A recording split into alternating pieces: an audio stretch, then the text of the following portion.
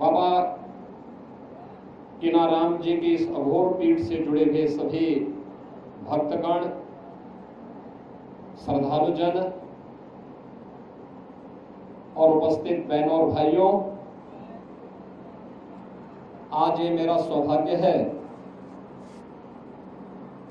कि मुझे पूज्य बाबा अघोराचार्य बाबा कीनाराम जी की 425वीं पावन अवतरण समारोह के अवसर पर उनके इस पावन धरती पर,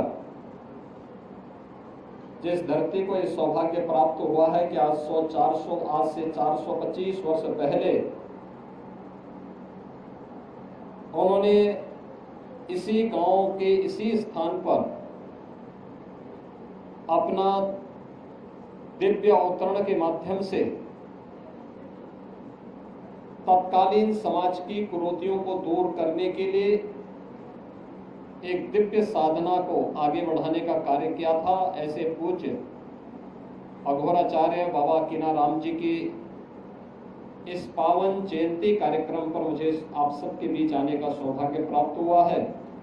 मैं इस अवसर पर पूज्य अघोराचार्य बाबा कीनाराम जी के श्री चरणों में कोटि कोटि नमन करते हुए आप सबका हृदय से अभिनंदन करता हूं, स्वागत करता हूं।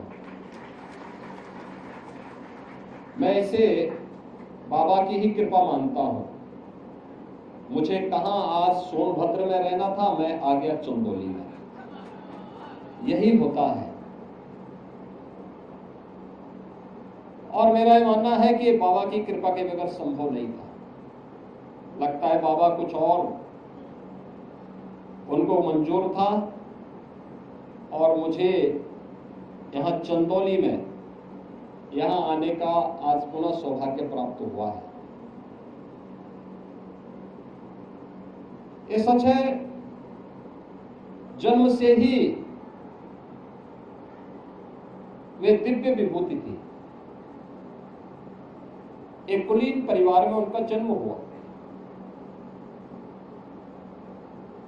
उनके पूज्य माता जी, उनके पूज्य पिताजी गांव के धार्मिक एक सभ्य परिवार बड़ी शालीनता के साथ अपना जीवन यापन करने वाले, पूरी श्रद्धा भाव के साथ अपना जीवन यापन करने वाले बाबा विश्वनाथ और मां गंगा के प्रति अगाध श्रद्धा रखने वाले ऐसे कुलीन परिवार में पूज्य बाबा कीनाराम जी का जन्म जरूर हुआ।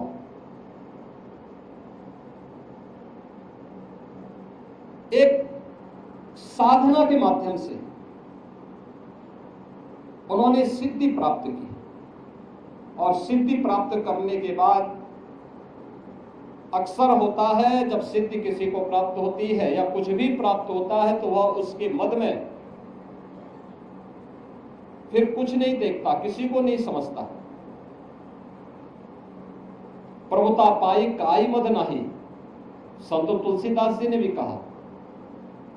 लेकिन बाबा ने अपनी साधना का उपयोग, इस सिद्धि का उपयोग राष्ट्र के कल्याण के लिए किया, लोक कल्याण के लिए किया।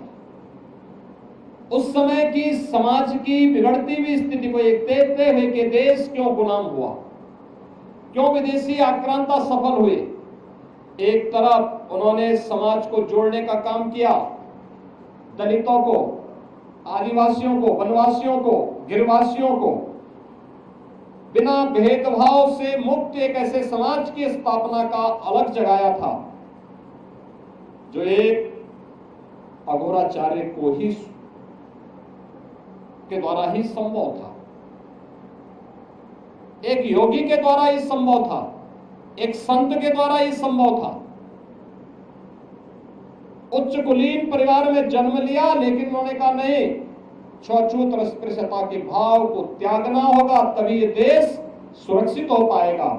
और यहाँ के दलितों को, वनवासियों को, यहाँ के जनजातीय समुदाय को उन्होंने बड़ी संख्या में अपने शिष्य के रूप में स्वीकार करते हुए उनके जीवन को प्रशस्त करने के लिए अनेक कार्यक्रम चलाए, तो दूसरी तरफ मुगल आक्रांताओं को भी उन्होंने उस समय सबक सिखाने के लिए सांझा को भी डपट करके भगाने का काम किया था, जो उनके चमत्कार को देखने की प्रतीक्षा कर रहा था।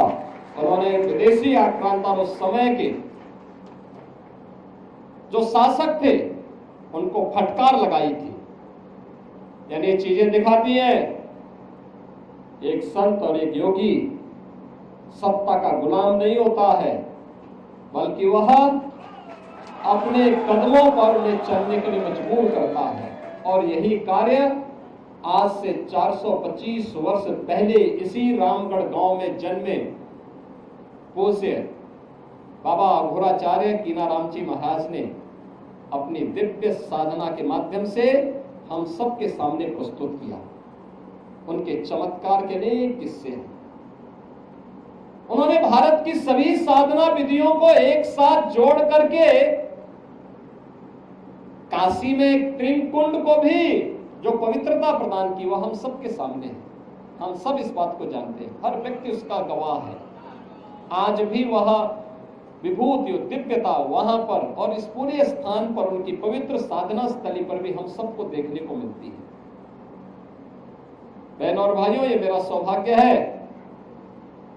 कि जब चंदौली में मेडिकल कॉलेज का निर्माण हो रहा था और उस समय यहाँ के हमारे माननीय सांसद, माननीय सांसद और केंद्रीय मंत्री डॉक्टर महेंद्र नाथ पांडे जी ने, माननीय विधायक श्री सुशील सिंह जी ने, यहाँ के हमारे अन्य जनप्रतिनिधियों ने उस समय मेरे सामने प्रस्ताव रखा था कि बाबा के नाम पर कुछ हो जाए। तो मैंने कहा मेडिकल कॉलेज से अच्छा और क्या हो सकता है। और ये हमारा सौभाग्य है कि हमें अपने इस पूज्य संत के इसी चरणों में उस मेडिकल कॉलेज जो लोक कल्याण का, आरोग्यता का उत्तम माध्यम बनेगा, उसका नामकरण पूज्य बाबा के नाम पर करने का सौभाग्य प्राप्त हुआ। हम भी इस परंपरा के लिए अपनी ओर से करने की कहां हमारी सामर्थ्य है। ये तो जो कुछ भी है ये बाबा की ही कृपा है, उन्हीं की विभूति है। और उन्हीं की कृपा से जो मैंने आपको बताया ना कि आज मेरा कार्यक्रम कहीं और था, लेकिन मैं भटक करके आ गया चंदौली में, यहाँ पर रामगढ़ में।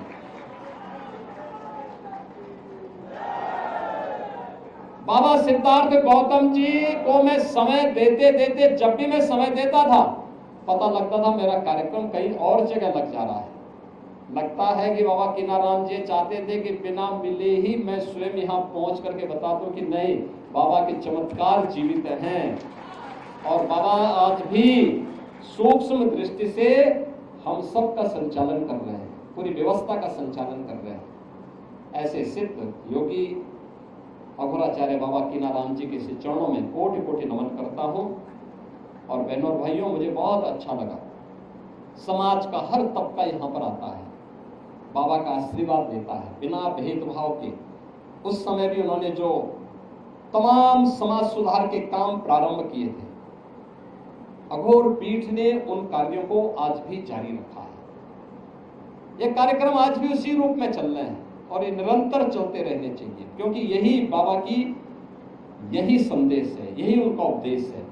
बिना भेदभाव के समाज को जोड़ना, विधवा विवाह को प्रोत्साहित करना, स्त्री शिक्षा को, महिला शिक्षा को प्रोत्साहित करना, कुष्ठ रोगियों की सेवा करना, दीन दुखियों के साथ खड़ा होना, लोक मंगल के कार्यों में बढ़ चढ़ करके भाग लेकर के हम सबका हर कार्य, सब कुछ समर्पण देश के नाम होना चाहिए।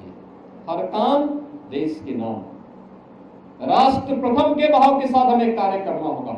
और इस भाव के साथ जो भी हमारा कार्य होगा वह बाबा के श्री चरणों में उनका आशीर्वाद जरूर प्राप्त करेगा।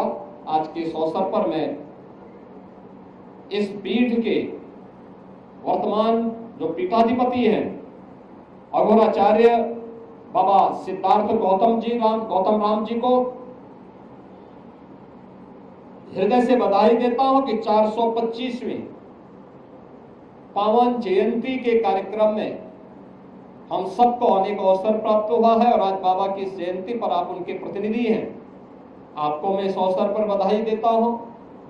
आप सबको भी मैं अपनी हृदय से बधाई और शुभकामनाएं देता हूं और विश्वास करता हूं कि बाबा की कृपा इस पूरे क्षेत्र पर, हमारे पूरे काशी क्षेत्र पर इसी प्रकार से बना रहे।